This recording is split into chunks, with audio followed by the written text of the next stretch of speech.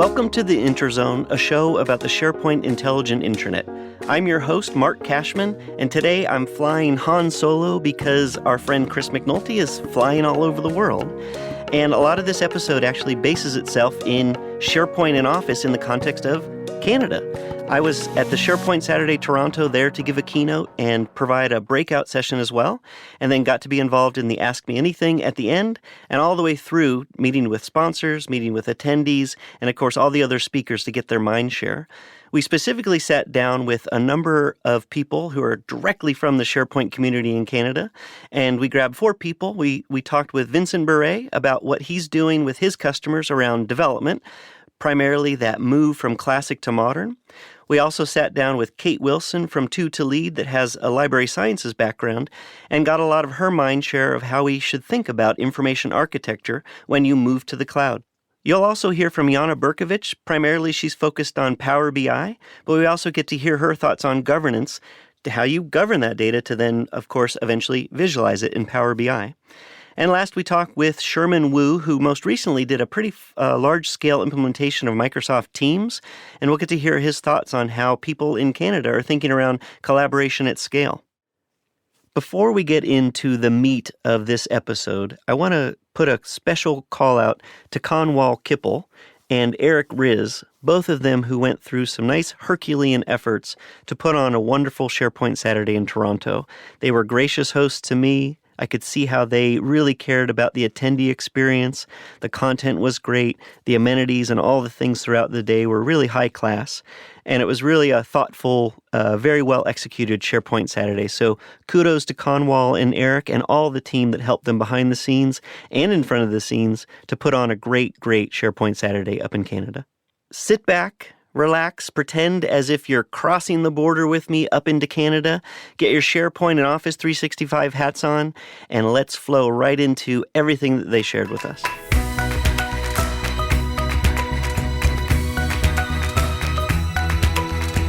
All right, well, welcome to the Interzone, all of you.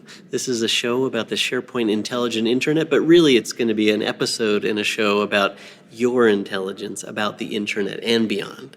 Hopefully we are here to capture SharePoint from the Canadian perspective. Whether it's unique to Canada or not, you are all in some ways Canadian, 100% or at least some fraction of.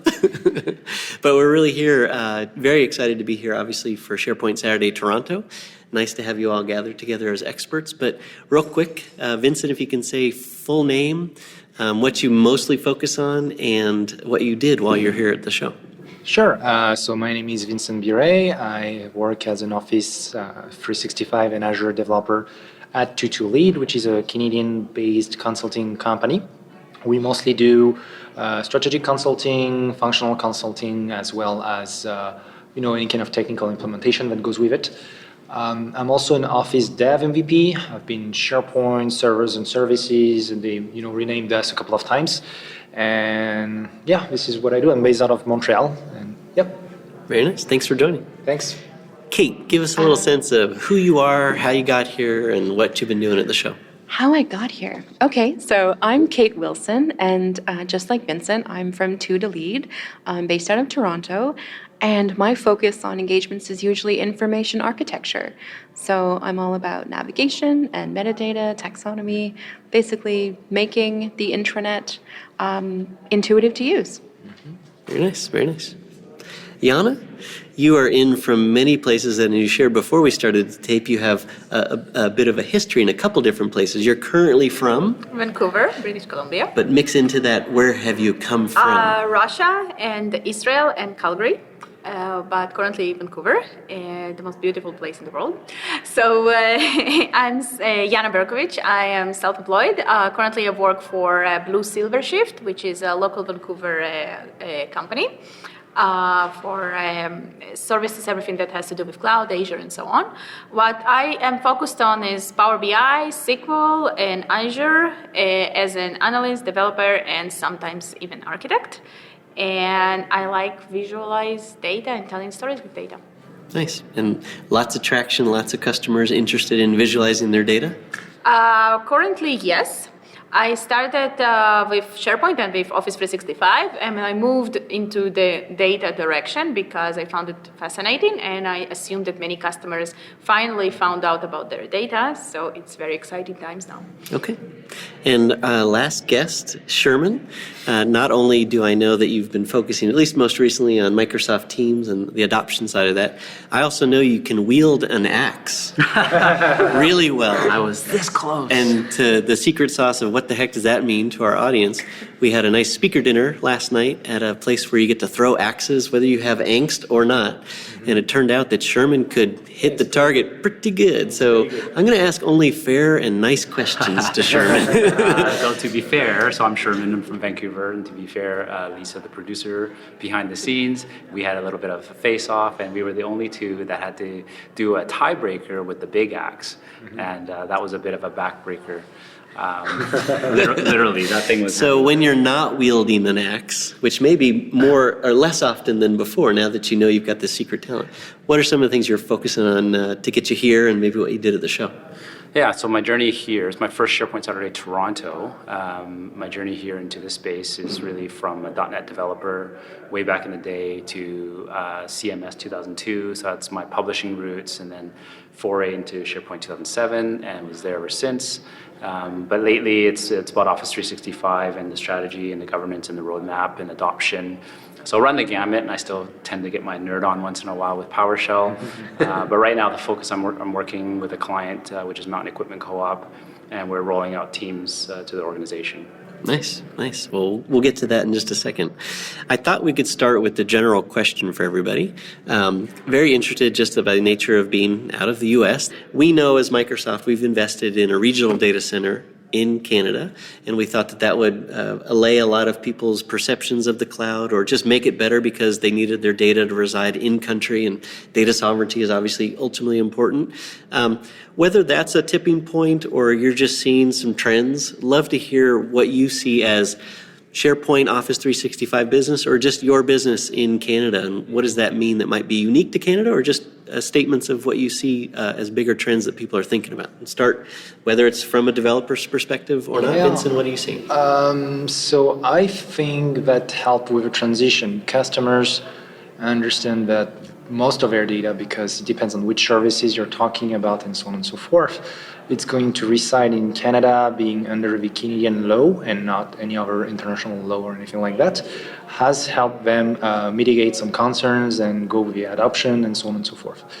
Also, I want to underline that not only Office 365 has regions in Canada, but also Azure as well. So from a developer's perspective, it's super easy for us to have low latency and have great services and build custom solutions on top of Azure right from within Canada for our Canadian customers. So that helped them a lot on the adoption and transition side of things, at least on the dev aspect, I would say. Mm-hmm. And Kate, even if you're new to Lead, I guess you're not new to just trends and Canadian use of technology. Right.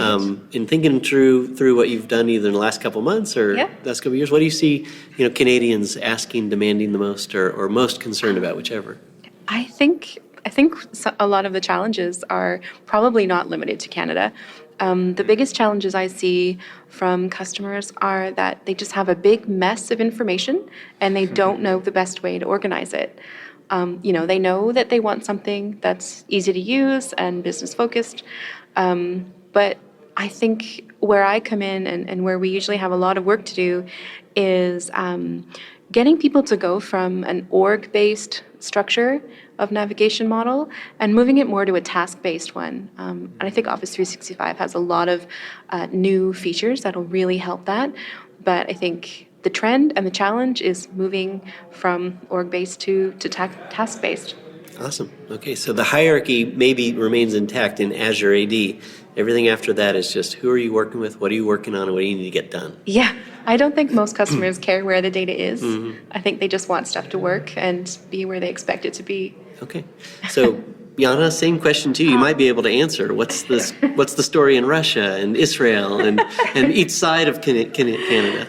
So basically, I would answer because I have worked with government corps And what corporations and what is happening there is that they used to say, no way, we're not going to the cloud. And this has also happened in a lot of government organizations in Israel as well. And now in Israel, it happened several years ago. In Canada, it started happening recently when the data center has moved. Suddenly, there is no that excuse. So, whoa, we can put it in the cloud now and actually make things efficient. So this is, I think, one of the reasons that as a Power BI MVP, I see much more attraction and much more clients interested in this, in the Power BI and in data analytics and Azure Databricks and all those kind of things, because suddenly they can put the data in the cloud, and if not the data itself, at least the connector and the publishing to there. And with what you're recently focusing on, Sherman, we'll get into teams maybe a little bit in a second in terms of adoption and some best practices there that you would see.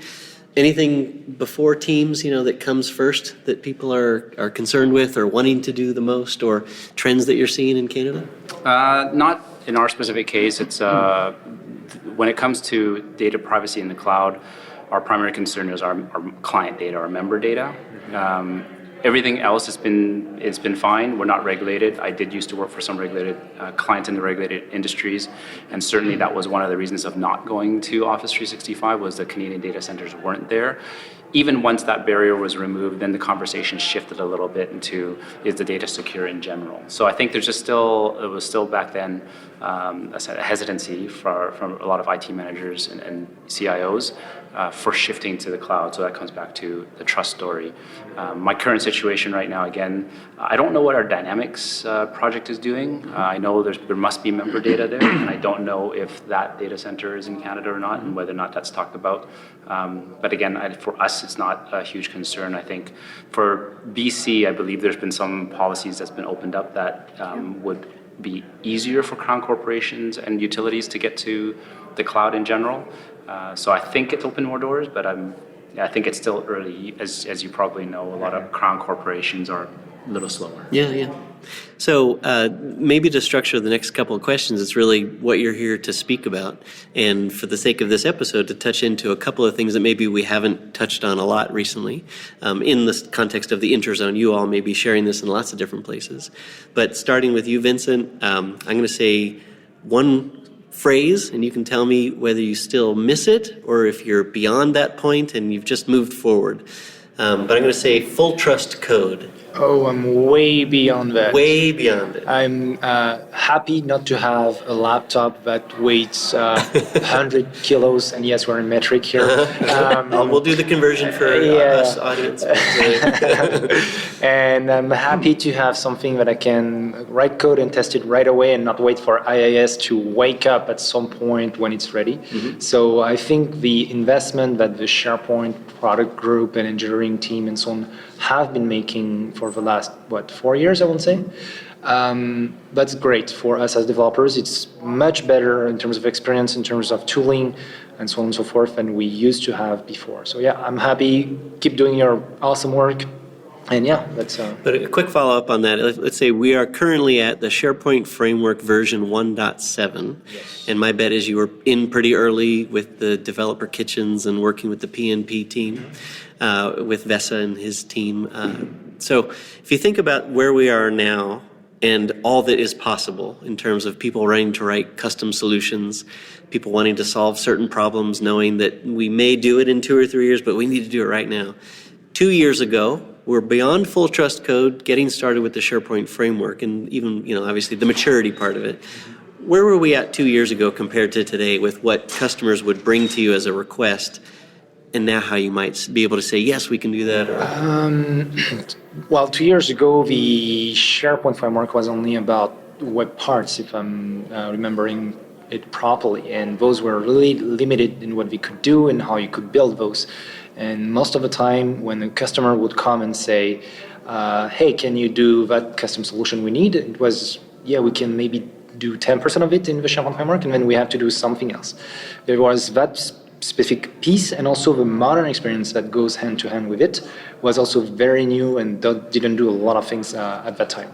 And now with the application customizers, the command set extensions, and a bunch of other entry points, and also the modern experience making a lot of progress and having a lot of new features, including the community stuff, the hubs, and so on and so forth, it's much easier to give a proper answer and a proper solution, full modern, full SharePoint framework, and sometimes with a bit of Microsoft Graph or Azure in the backend to help build the solution than it used to be 2 years ago. Mm-hmm. The last question, which is really more of a bridge to what were you talking about in terms of when you give talks here at this show or anything that's current? Are you always kind of talking about what's the latest, or now that we have this whole set of tools, here's the art of the possible all up? Yeah, a little bit of both. I actually had 2 sessions today. The first one was the SharePoint framework and the Microsoft Graph on steroids with Azure Functions. So kind of a integration development scenario where you can use Azure Functions for the graph, Azure Functions as an API for the SharePoint framework to talk to the graph, and so on and so forth. And yes, I try to talk I'm a very technical guy, as some of you guys might know. And I always try to talk about the latest because there is different realities between Microsoft, which is in its own bubble, and then the MVPs or the community that's in charge of kind of getting the word across, helping people moving and transition and learning and so on and so forth, and the actual field that's also lagging a little bit behind that. So I'm trying as much as I can to help people learn and so on. The other session I was giving is migrate your custom solutions from the other models that we used to build solutions with to the SharePoint framework. And in that session, I make a point of saying, hey, there is a SharePoint framework. It is great, but you also have Forms, Power Apps, Flow, and a bunch of Azure Functions as well, and a bunch of other technologies to make it easy for you to have a comprehensive solution with low-tech solutions that are easy to maintain, not a lot of investment. So as developers, please take time to step back, say, okay, that we can implement with an out-of-the-box new awesome product that SharePoint, that Microsoft provided, or yes, we actually need something custom and we will build it and invest in that. Mm-hmm. So those were my 2 talks today. Awesome. It sounds like good answers, and it sounds like a reality blend of the bubble that I maybe live in, that you're telling me I'm in a bubble, so I hear an echo of my own voice. It's really strange. No, but I think the reality of just getting the word out, it's not so much that Microsoft is in a bubble. I would agree with you to an extent where we do have to sort of isolate ourselves to build and accomplish some things, but the reality is then to get things out there and improve over time based on real feedback, real reality use. And certainly you know, and hopefully our audience would know as well, we lean heavily on our MVPs. So thank you for getting the word out and obviously being a listening ear as well. To switch over to Kate, I know a lot of people when they come to the cloud, they think a lot of things aren't available to them. And with your area of expertise, which might be more than what I'll state here, but just one thing we're interested in is when you say information architecture, I think in the past and maybe even the recent perception is I can't accomplish as much information architecture in the way that I wanted to or have been used to doing on premises. What would you say to that? So first, I think it's so funny about information architecture that from what I've noticed, I'm coming from a library and information science background. Information architecture and the word taxonomy means something completely different to someone in my background than it does to, say, a Vincent or a Sherman. So I think, although I didn't give a talk today, and not to not answer your question on purpose, but if I were to give a talk, I would love to kind of demystify what information architecture means and just kind of explain that you don't need to be very technical in order to achieve a great result. But there are some basic principles that we can steal from the library world that would make things a lot easier and smoother. Just don't tell me it's the Dewey Decimal System. No, and please don't anyone use that. It's the worst. But so what would be some of those principles? You know, I can guess at a few based on what the tech provides, but it sounds like even before you implement anything, you would Before you implement anything, yeah, there's planning that needs to be done, and I think it's often overlooked. From what I've seen, people get really excited about the technology. They want SharePoint. They want to move to Office 365 right away. But if you do it quickly and without that IA kind of planning, I think what I've seen is sometimes you're just really building a fancy shared drive, and then, it's not successful. So I guess my advice would be go back to the old school boxes and arrows. And even though we know that every piece of content needs a home, there's so many better ways to surface information now to different audiences and through teams, and using smart metadata to surface things that can be tailored to you. And so we don't need to sort of recreate a shared drive in the cloud. With metadata, driving a lot of what then is based on a lot of planning. Here's how we're going to organize, here's what we're going to call it, here's where we might put it. Ultimately, a lot of things that were dynamic and personal were built off of search. And today, a lot of that is now based on the graph. The graph being this element that adds, we know where the content lives, we know how it's described. Now we actually understand how it's being used. People share, people are in the same zones where they're members and owners and all that good stuff.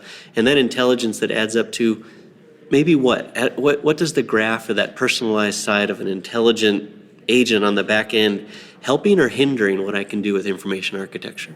I kind of see it, there are pros and cons, I think, to surfacing information like that.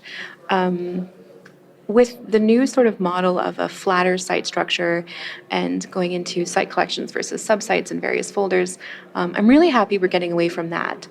But what I worry is that people will rely too much on sort of the smart search and not kind of put the time into creating a really robust metadata model that does a lot of the work behind the scenes. Yeah, I know from an intranet side of things, a lot of people have requested for us to build a more dynamic, more personalized experience. But when you actually go meet with the HR team or the central marketing group, they still want to organize and push content out to everybody at a particular time. And so we're building sort of the widgets and the whatnots, to be able to pull those levers. But the reliance on one or the other seems to be good and bad, but also hopefully if you get your structure right, you allow a little bit of lenience for people to discover content, but at the same time to be able to structure around it. My hope is that customers would be able to pick and choose, but I still think everything you mentioned around planning and strategy, you can't get outside of that. Yeah, I think there's always going to be searchers, but there will also be browsers, and we want to be able to meet the needs of both That's a great way to types of put people. it. Okay. So Yana, when you talk to a customer who's just really super interested in Power BI, I saw this great demo, or I read something about it, or you just gave a great pitch and they just want to get started, where does that start for you? So before I answer this question, I would like to refer to Kate's answer. Please. Because my talk today about governance is something that I'm doing for about 6 months now, and it keeps changing every month because some new features come or new problems occur.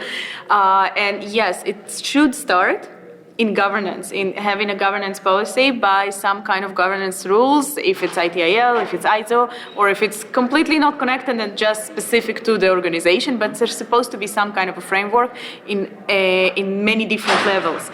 It's if it's technology implementation, if it's permissions, if it's who publishes what, who gets which license, and so on and so on. There is a whole talk about this. So it exactly connects on the metadata management from the Office 365. It's even labeled the same. There are specific labels, and it's one of the things that are good. And to connect to that, I would say that my advice would be for Microsoft to unite those things. And I've talked about this product group. If we have got the set of labels, if I label my SharePoint metadata with demo, for example, I want to label the same demo for the Power BI and to be able to integrate those. And I want to, and this is something that already done, but I want to also do the same thing with distribution list, for example. So I have the Outlook distribution list, I want to reuse them. So those kind of things to make sure that everything is united across platforms, because not everything is right now. Where does the conversation on Power BI starts is the same place that the question of SharePoint was started back in 2007. I want this sexy site. Like, it's always. Could you repeat that just so we didn't mishear you? Yeah. People want a sexy site. Yes, I had this sexy request. SharePoint site. Yes, Okay. I had this request in 2007, 2008, 2009. Yeah, and you can I had this request multiple times, or a sexy web part. And now we went to the reports. So it starts with that for the organization. It used to start with that about 6 months ago or a year. Right now, it's already, people are aware about AI. So what they want AI and want data analytics. And this is starting from the whipped cream when you are doing the cake, making the cake. So, I mean, we need kind of foundation. Where it's supposed to start, it's in governance and in data. Where is your data coming from? How clean is your data? How good is your data? How is your data going to even answer your questions? What are your business questions? So first of all, business questions, governance, and then data, and only then the last 10% is making it look good and pretty. Although I must, and then adding the AI, although I must admit that it's no longer about make those pretty graphs, it's about answering questions. So I see a lot of readiness in the organization that wasn't there 2 years ago. It wasn't even a discussion. It was like a pretty toy, not more than that. So this is a great shift that I see, at least in the Canadian market. I suppose in the States, in Seattle, for sure, it's the same. It's similar. I think we used to get the question not so much about the data and the sexiness of showing the data, but it was, how can you get my site not to look like SharePoint? Yeah. It's actually shifted a little bit. Yeah. The statement now is, I'd like my site to look more like SharePoint. In the context of enterprise, we're not talking about the solving world internet problems, but when you get those Power BI charts that are structured in a way that answer the questions that people are looking to get answers from, it always looks really nice, and it always is very dynamic if they know how to make the choices and ask the right questions or derive the answers out of the data that they're being shown. Also, the use of color is extremely, people take it to the extreme. And I try not to fall for those traps myself, but I love colors personally, so it's a very big problem.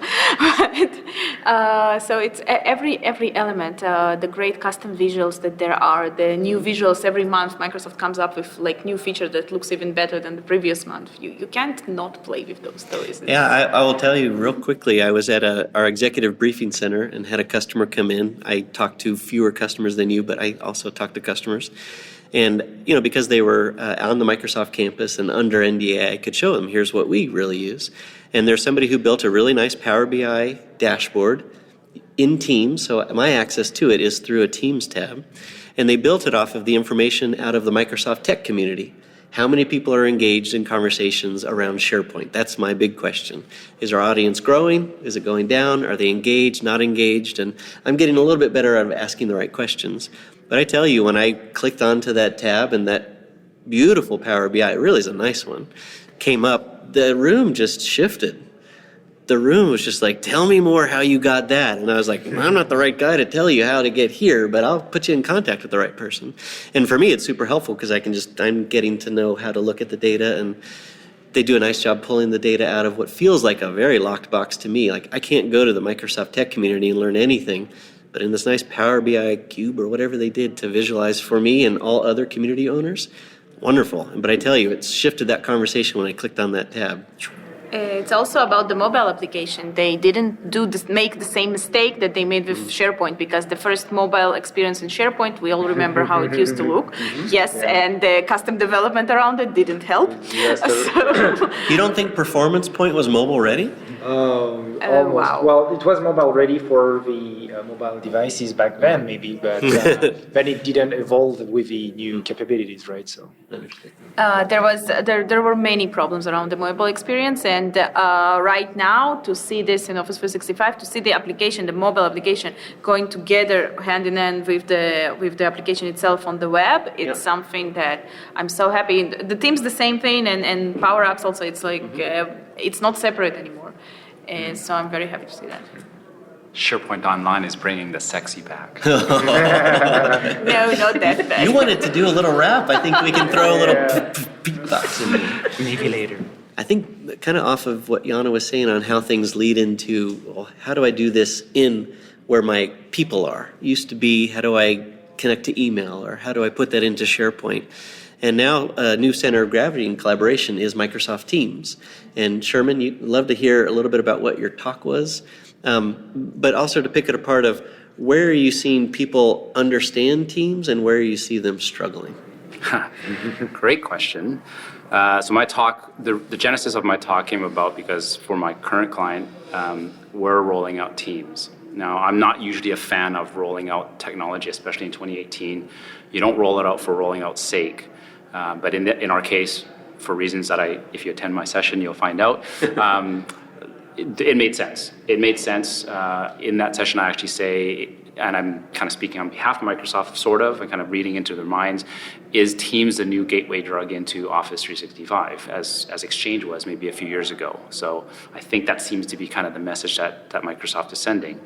So what are some of the challenges? What are we loving? A lot of people love the fact that it's not email. So as typical with a lot of organizations, there was too many email overload. Whatever you give us, don't make it email solution. And I think that only goes so far, because if you shift everything to another platform, another medium, you're going to get chat overload. So for me, it's helping them kind of curb that and say, well, wait, some scenarios still make sense for email, and a lot makes more sense for Teams, but we'll work on that. Email isn't going to go away anytime soon. Some of the challenges, I think, are around the integration story. So as a traditional SharePoint person for many years now, I'd like to see a better integration. This is one of the key differentiating pieces between Skype, which we're on right now, and we're moving to Teams, is, oh wow, I can easily share files and collaborate, and I get it. And that's great for the high velocity content that you need to collaborate on today. My constant struggle, and this goes back to information architecture a little bit, is, okay, but does that content then, what's the life cycle of that content, and does it need to survive for tomorrow? And if it needs to survive for tomorrow, does it belong in that folder where we were collaborating in? That's probably my one biggest challenge, in let me use the SharePoint story when I need to use it. And today I feel a little bit handcuffed. So if one of the challenges is the lifecycle management of the content, would you want to promote either a way that Microsoft can help or a way that customers think about it? Start your document in a better place or a different place, still with the same collaborative mechanisms that you can do in Teams, but maybe have there be some rule sets applied to when we reach a certain status, content automatically will get moved if you take that time to set those rules in place. Yeah, it sounds great in theory, and I think part of, again, what we're seeing, and part of my talk is kind of the real life story of when we roll out this technology and we see the marketing pitch, and it sounds great, but when the devil's in the detail kind of thing, once you start getting into it, some issues crop up, and we work around them. We become aware of it. We say, if it's on the roadmap, of course, then I say, yep, this is coming, don't worry, we'll get Mega Menu soon, that type of thing. In fact, you will get it very soon. I am aware, very aware. In the case of Teams, it was, for example, the screen sharing. All of a sudden, magically, it showed up on our tenant literally, I think, last week. So prior to that, the message from me was, we had it in Skype, it's coming in Teams, we know that's a gap. But then when it came, I no longer had to talk about that because it was just there. The turning point for Teams wasn't the blur functionality. It was not. As much as I like it, it's pretty cool. I've been using it recently it just adds a new element. But I understand, especially when you jumped in, Yana, to talk about governance, the importance of IA, obviously just the capabilities you've all been sharing. There's some level of it's possible in Teams, but the impetus of Teams is to be lighter weight, more agile, more collaborative, not necessarily archival or regimented in terms of process or metadata, to be frank. We hope to be able to bridge that gap where people can think of moving from there to another environment. But to also be honest, we know that we build a product so that you don't move content, that you can accomplish a lot with content in place. Content of all types, especially video. You put it in one place and use it in a lot of places. Is there any limit to if a lot of people think in terms of I start here and that's where it will ever live? Or is there some awareness or things that we need to do in the product to help people get from I'm done with it at this time and it needs to graduate into a document center or a record center or something? I think a lot of organizations, in my experience, don't think that far ahead, to be quite honest. They're just worried about the Christmas campaign that's coming up. And they need to get that PowerPoint, that poster out the door, and that's all that matters. So retention policies and records management is oftentimes not in their forethought, but that's where we come in to say, hey, I think you should think about this. If not today, let's come back and talk about it. Because you're already thinking about Easter and next Halloween, and the Christmas party will, yes, of course, happen. You had a comment? People would talk about that more in the IA planning phase. If we're making content types and assigning columns, let's also at the same time talk about what kind of records those are, what series it maps to, and maybe what labels we should use. And at least if you don't have time to plan for that, I wish Teams has brought back Clippy as a bot, telling you, hey, you left that file that you collaborated with Kate a long time ago, like a couple of weeks ago, in your OneDrive. You guys worked on that together. Do you think it should still reside here, or move to, with AI and so on, move to this or that collaboration site instead, or this or that team, or just delete it because we saw that you made a copy of it and you don't need it anymore?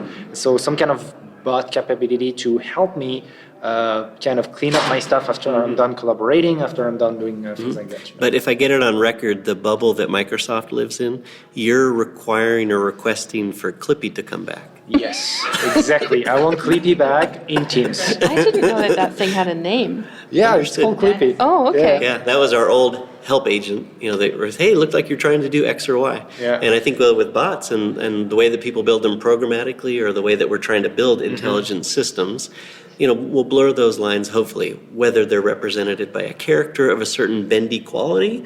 I don't know. Did you say Bob or bots? Bots. Yeah, Bob is another one. Yeah.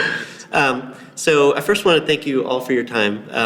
Just if we can go around, and I'm curious if people want to learn more about you, follow you on Twitter, LinkedIn, wherever you might want to promote, or websites, if you wanted to give us a sense of where can people find more about you and your company.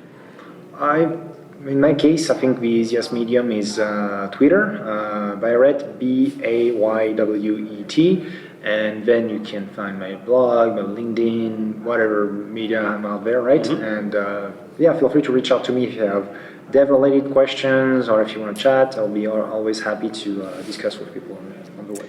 Excellent. And two to lead, I know for the two of you, you are the two to lead. How do we follow up with two to lead? And then, Kate, if you can tell us a little bit more about yourself. I think the website is twotolede.com. And we also we're on Twitter. Follow two to lead, to the number, TO lead on Twitter, if you want to follow what we're doing. Yana? Okay, so Twitter would probably be the best. Yana, YANA _ Berkovich, BERKOVICH, like the bear. And YanaBerkovich.com, it's my website. LinkedIn, Yana Berkovich, and then Vancouver, so it's easy to find. And yana.be@gmail.com. Hopefully I gave everything. So now Sherman's told me it's so much shorter. So you can find me on Snapchat, which is what the cool kids are. No, just kidding. It's on Twitter at SPSherm. You can, everything's there, and we can connect through other mediums if you just DM me or at me or whatever me. Excellent. So thank you all for your time. Thanks for supporting SharePoint Saturday Toronto and any SharePoint event. Obviously, we're all very thankful for everything that you guys do to help spread the word, or probably most importantly, to clarify the word or to create the word as you know it. But thank you for coming, and thanks for support of the podcast. Thank you for having us. Thank you. Thank you so much. Absolutely.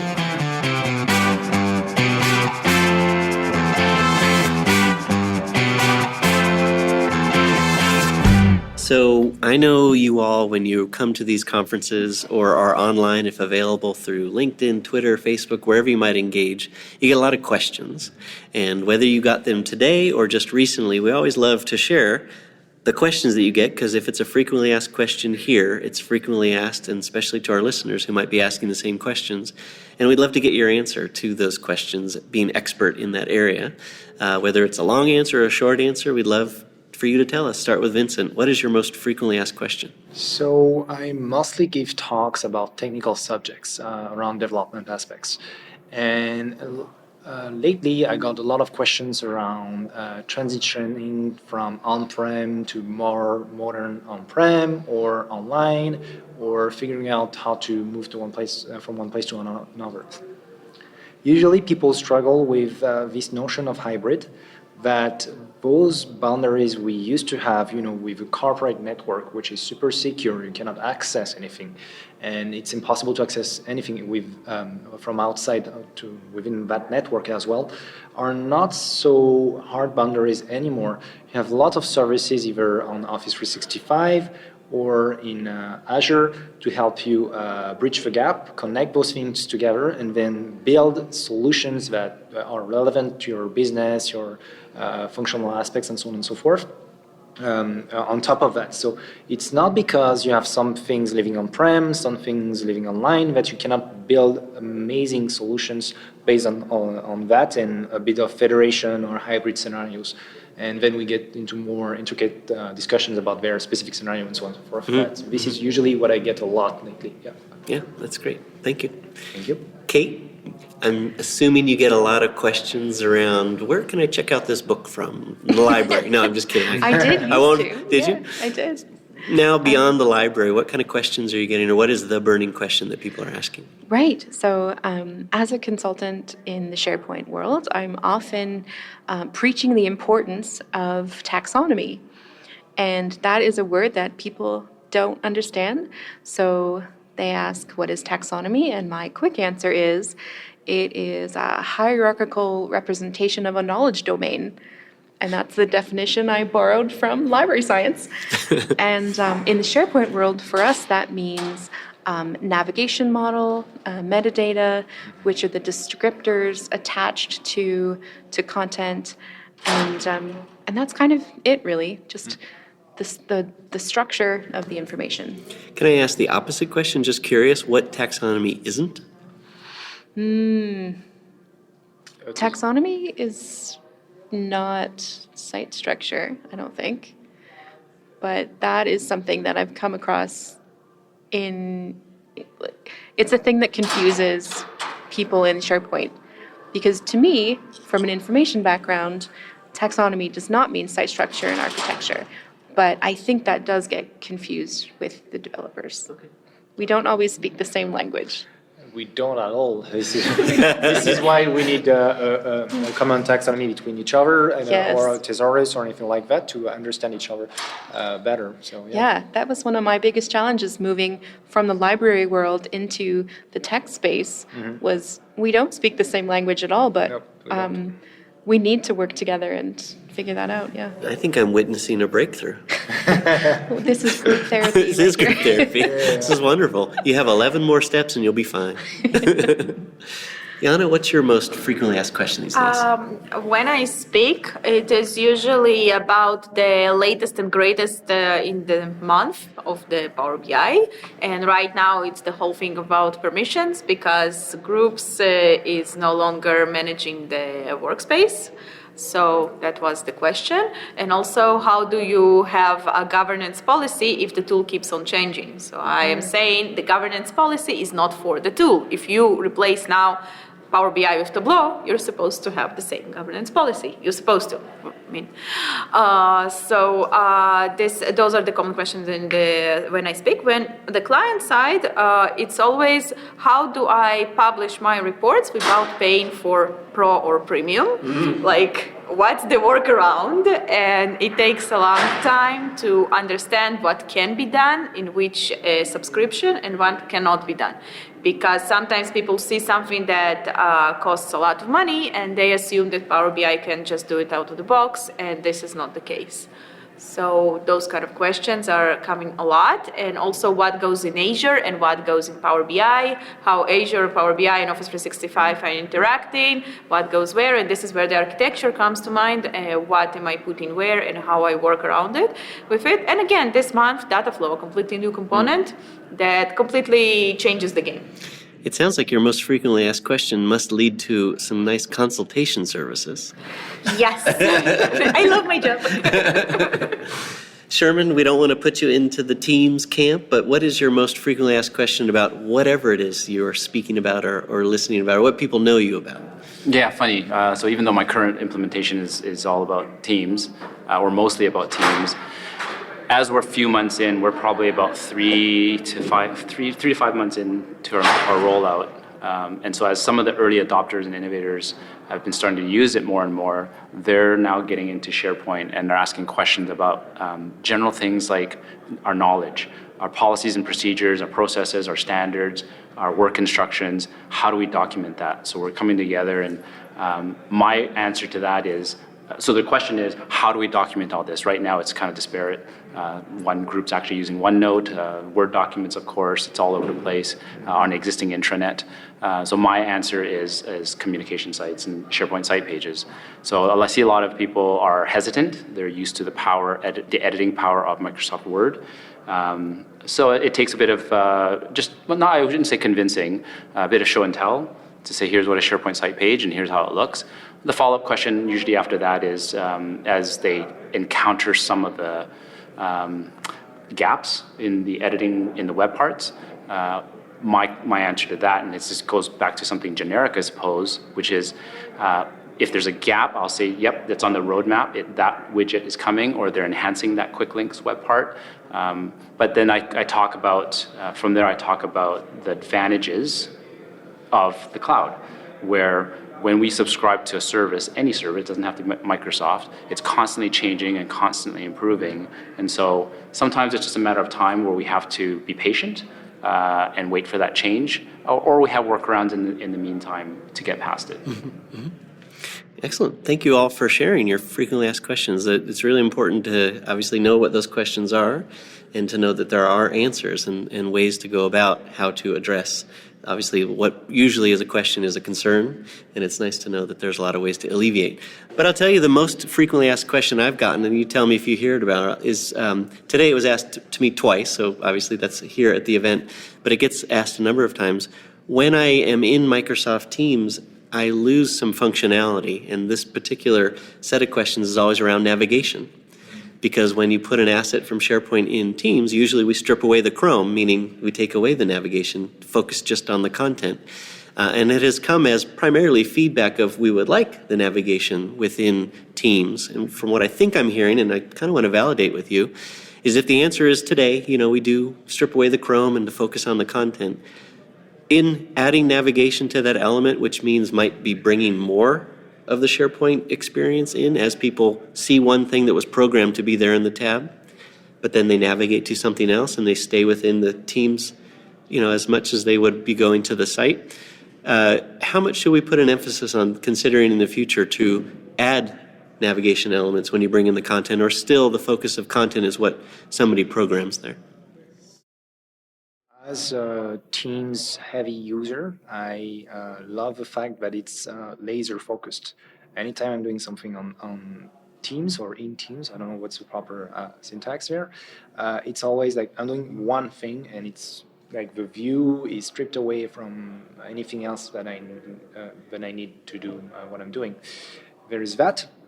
And then the context switching in Teams is also very efficient. So if I want to go from this team to that other team, or to a chat with Kate or anything else, it's very efficient.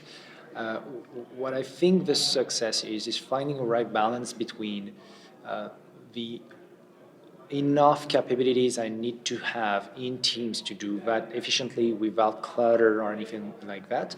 But if I need more than that, maybe have some kind of, I don't want to say ribbon, but some kind of way to bring more options or buttons or whatever you name it. And if I'm still not happy with that, provide me with a easy to find link to switch the context to where exactly is the data or is the whatever I'm using, right? To have a full experience with the full capabilities there. If you give me laser focused experience, quick context switching, and ability to quickly bring more things when I need it to, that's gonna be the key for me. And I think today Teams is doing the two first point very well. The third one is still work in progress. Okay. But I don't want to see navigation in there other than the Teams navigation to switch on.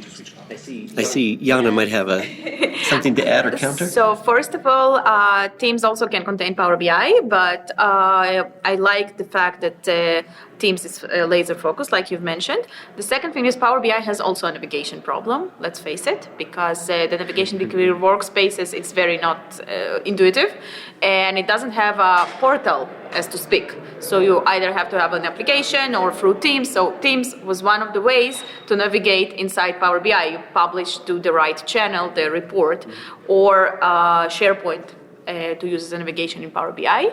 I'm not sure what should be done, but I think that some kind of ideation between the product groups of Teams, SharePoint, and Power BI needs to sit and have brainstorming with maybe MVPs. I think it's great. It sounds like a great future topic, and I brought it up as a frequently asked question because it is. And to be frank, we don't necessarily have a direct answer of what's the plan, but it's also great to hear the feedback, knowing that you can talk about how to do X or Y, but to consider Z, that sounds important enough because people are asking about it. Great. Well, let's go find out what the rest of the SharePoint Saturday Toronto people feel like is the most frequently asked questions. But thank you again for your time, and thank you for all that you do for SharePoint. Thank you. Thank you very much. Thank you.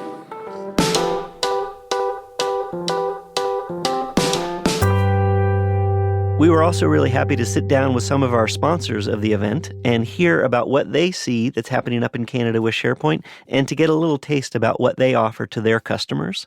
We're here to talk with Habanero, and we're here at the SharePoint Saturday Toronto, and very interested in what you're doing. Obviously, what you offer at a real broad level, but then specifically, what are people asking you here at the booth, whether it's today or in general when people are asking about Habanero? What are they talking to you about? And first, introduce yourself. For sure. So my name is Ricardo, and I'm a digital workplace consultant at Habanero. So I've been with Habanero for the past 3 years or so, and a bit of a journey from developer all the way to kind of like consultant right now. So I spend more time in these projects, kind of like in the front end, talking to clients, figuring out how we can make and deliver a better workplace experience, and then bringing all that information back to our teams to come up with like some really innovative solutions for those problems. So I'm James Sloan. I'm the Director of Employee Experience at Habanero.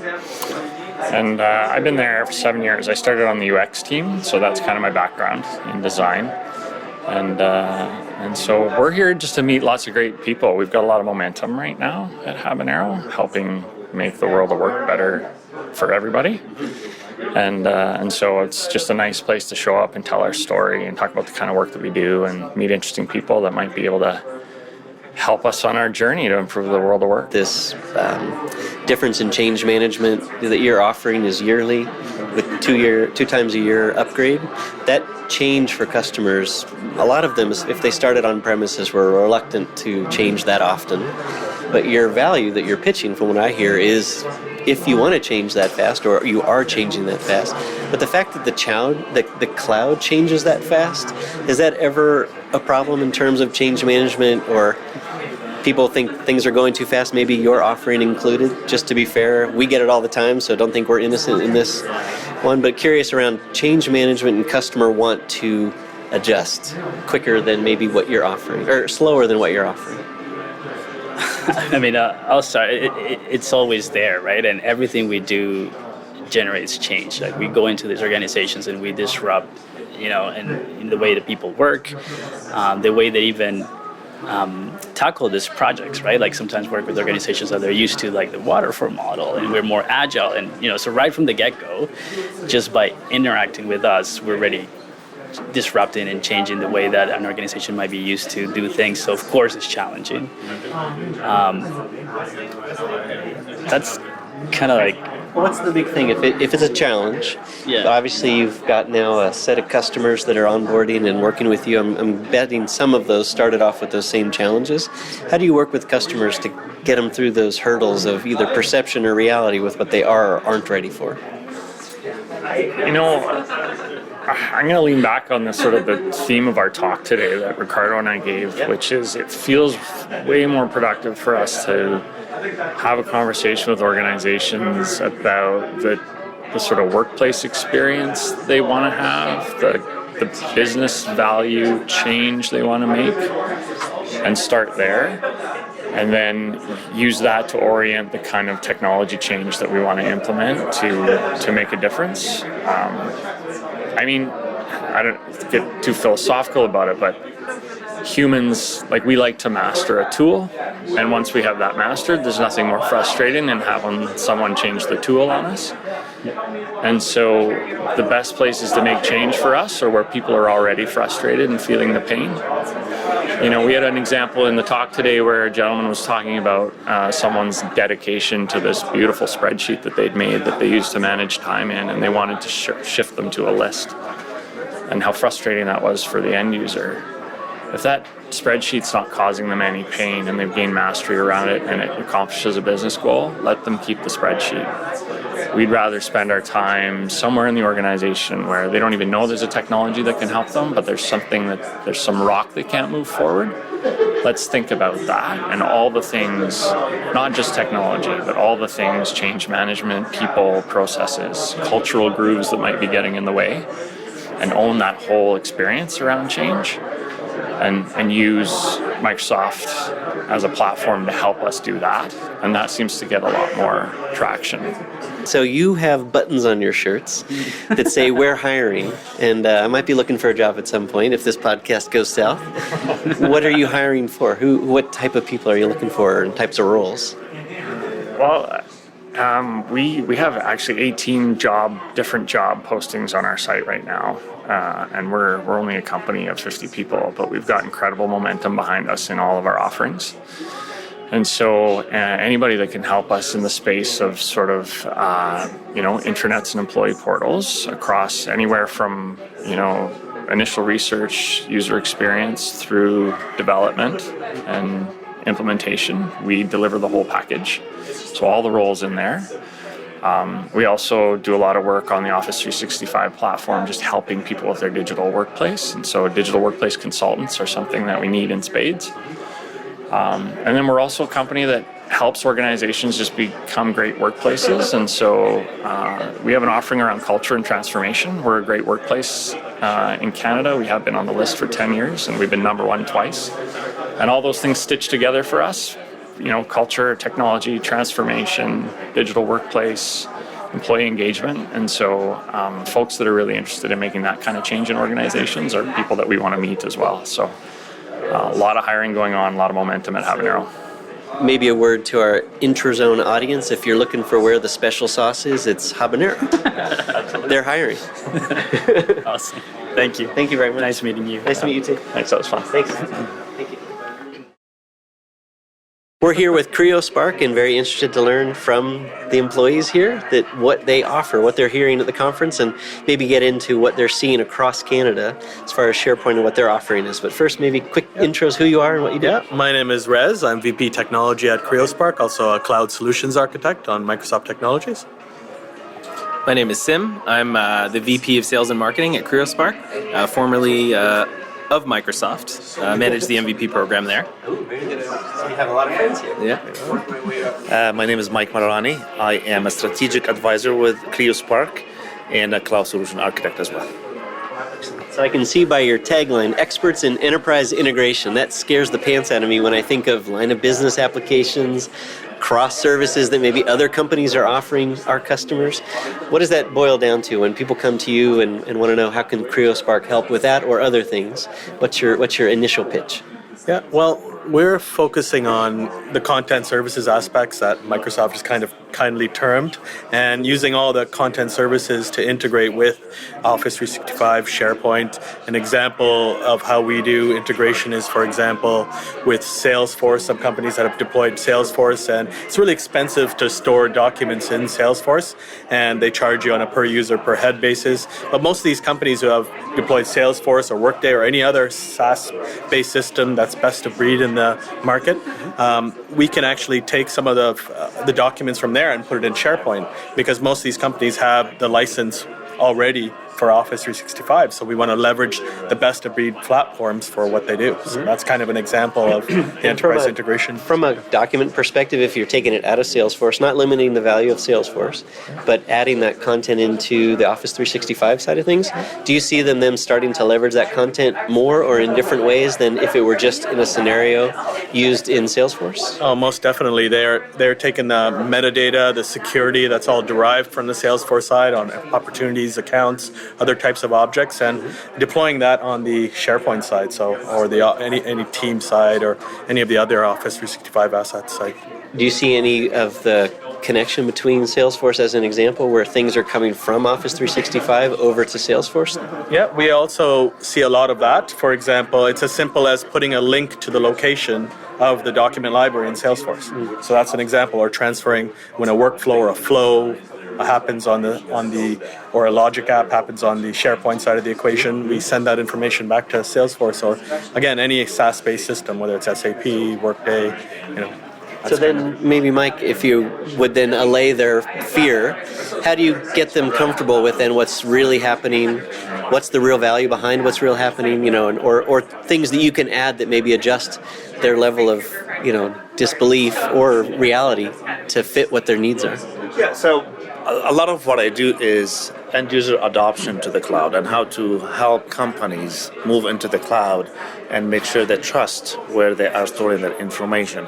It's all about guidance. It's all about explaining to them where things are and how Office 365 specifically is more secure than storing things on premise, because we have all the tools from the Security and Compliance Center, all the intrusion detections we can have. And we got the DLPs, we got all the actual AIP in place, we got a lot of security that are out of the box. I got your DLPs here, you want a little bit of DRM? I got that too. Exactly. So it's all about explaining to them what kind of securities they can implement and to what level, at what point they want to expose things or not, or make it more secure. And the tools are available. It's all about just training and making aware of all the tools, because there's so many offerings with Office 365 that the end user are so overwhelmed, and we'll take them like one step at a time. This is what you have, and then we go from there. So SIs, ISVs rolled into one, Exactly. And now that you've got an ex-MVP on your side, he's got all the connections for all the people that you need to pull in. Yep. Very cool. Well, thank you for taking the much. time. Obviously, thanks for supporting the event. It is now time to use your visual cortex. Yes, through this audio medium, I want you to think, what does a SharePoint site look like? What has my SharePoint site looked like in the past? If you're up to speed on everything that we've been doing, you know what a SharePoint site looks like today. Team sites, communication sites, hub sites. But what the team has put out is our article of the week that I want to highlight. We call it the SharePoint Lookbook. And for everything that we did at the Ignite 2018 conference for our really wonderful customer Contoso, for everything that we built for all of our demos, for everything that we showed in booths, through the keynotes, through all of our sessions, a lot of wonderful sites were built with a lot of thought behind them in terms of what types of scenarios do we want to represent? How functional are they? What are we going to showcase as new technology?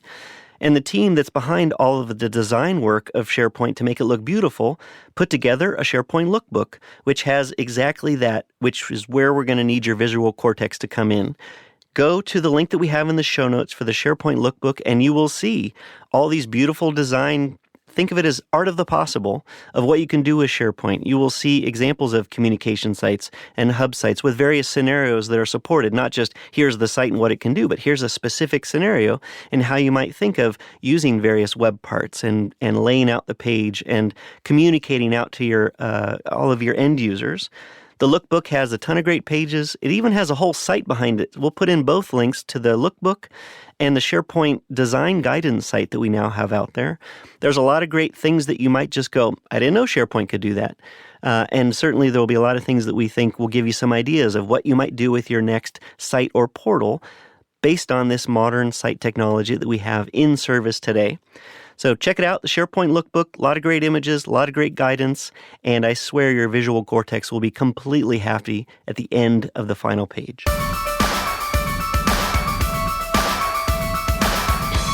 To keep up with what's going on, we encourage you to attend, like I did up in Toronto, a SharePoint Saturday near you. They're free. They're a great way to plug into the local community if you're looking to network, if you're looking to learn, if you're looking to share. It's even a great experience to speak at one of these events. Did I say they're free? They're free. If you go to spsevents.org, you'll find an event, I swear to you, in a neighborhood near you sometime throughout the year.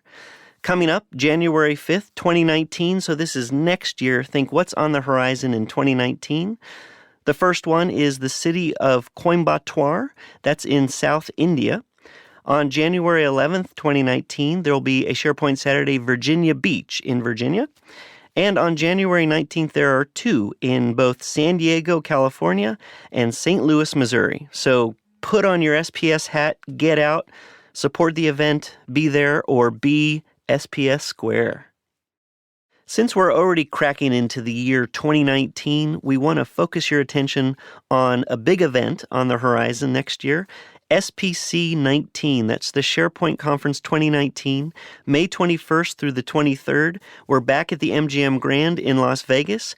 Co-producing again with the SharePoint Conference team, Microsoft is certainly going to be supporting in a big way.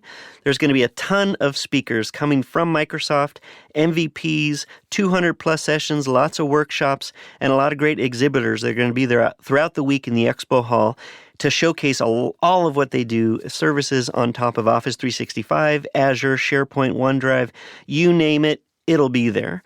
There, of course, is going to be a big keynote from Jeff Teeper and team. You can expect that if you've seen a Jeff Teeper keynote in the past, this is going to be bigger, it's going to be bolder, and it's going to really set the stage of where are we now and where are we going. So hold on to your hats.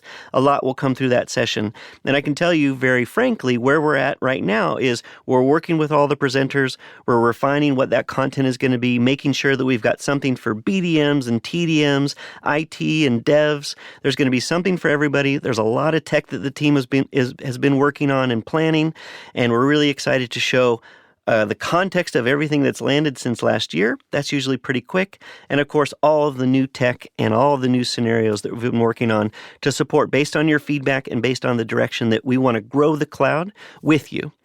SPC 19, put it on your calendar. Reserve your hotel room today. Registration is open, https://sharepointna.com. Get your seat. I will see you there. SPC 19. Repeat it with me. SPC 19. It's going to be amazing. Thank you to our guests, Yana Berkovich, Vincent Biret, Kate Wilson, Sherman Wu, and all the speakers, attendees, and sponsors at SharePoint Saturday Toronto. I encourage you to check out the show page for resources and links for everything that we discussed in today's episode and more. Go to aka.ms/theintrozone. Do reach out to us with your questions, thoughts, and SharePoint success stories. You can reach us via email at theintrozone@microsoft.com or via Twitter at SharePoint, at mcashman, and at cmcnulty2000. I want to put a little bit of a bug in your head to go try something new that we're doing through the Intrazone, which is a special episode that we'll do on a monthly basis called the Intrazone Roadmap Pit Stop. This is a bonus monthly show that will answer this question: what's rolling out now for SharePoint and related technologies into Office 365? These roadmap episodes will be brief, fun, and relevant to the now, and it's all about supporting good change management and based on feedback from you, our listeners. So thank you. In addition to raising awareness of what's rolling out that month, we'll also be joined by special guests from the engineering team to share a lot about what's happening behind the tech of one of the features that we talked about in the show. Thanks so much for listening. This has been the Intrazone, all the way up from Canada, a show about the SharePoint Intelligent Intranet.